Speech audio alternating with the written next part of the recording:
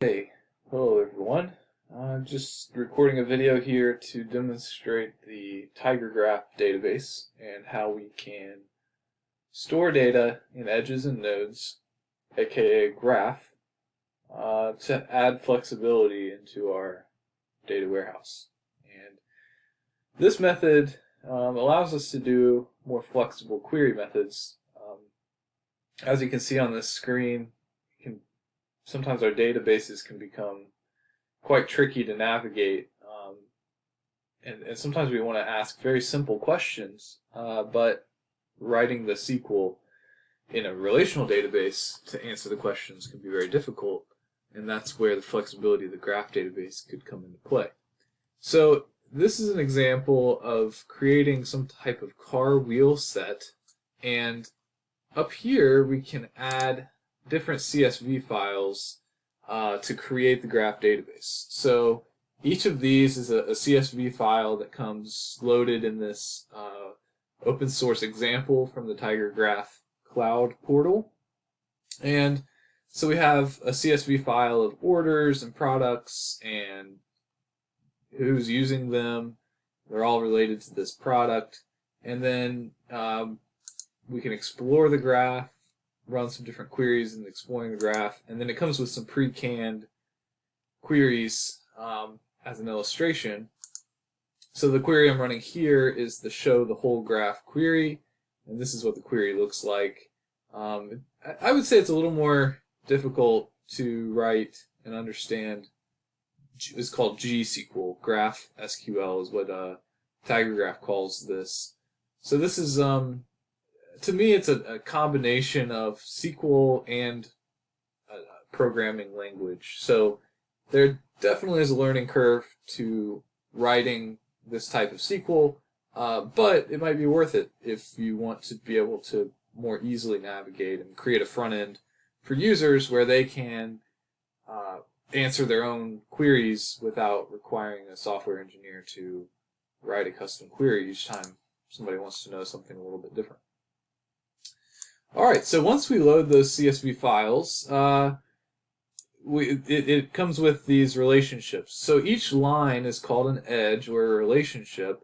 So if we go to this example, car rims is used by the car wheel set, which makes sense. And the data, you can store data on the edge or the relationship, and you can store data on the node, or this dot, right? So if I go over here to explore graph and I click on steel rod, let's see, somewhere in here there's a JSON that holds this data. So if I go back over here to write query, let's see, view JSON results. Alright, I'll come back to that in a second because this all the data that we see is in JSON. And I'll show you that again in a second. Alright, so if you wanted to know, like, let's take steel rods, price of steel rods, as we can see here, is 20. Steel rods are used in Site 9. Site 9 also produces belts. The belts are used by the tires, and then the tires are used by the car wheel set. And there's a product order for car wheel set with a unique ID or something. So this is a oversimplified example, but kind of gives you the idea of how much of a pain it would be to write SQL to make all of these connections. And Graph Database really excels in a many-to-many relationship, and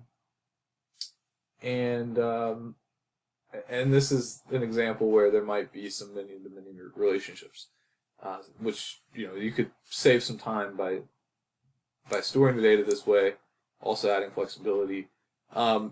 This visualization, I have it in a tree right now because it's kind of in a hierarchy type format. But depending on the data that you have, you can also visualize it in a sphere and see how everything's connected as a sphere. Cluster. So there's some different options here in how you want to look at how the data is stored.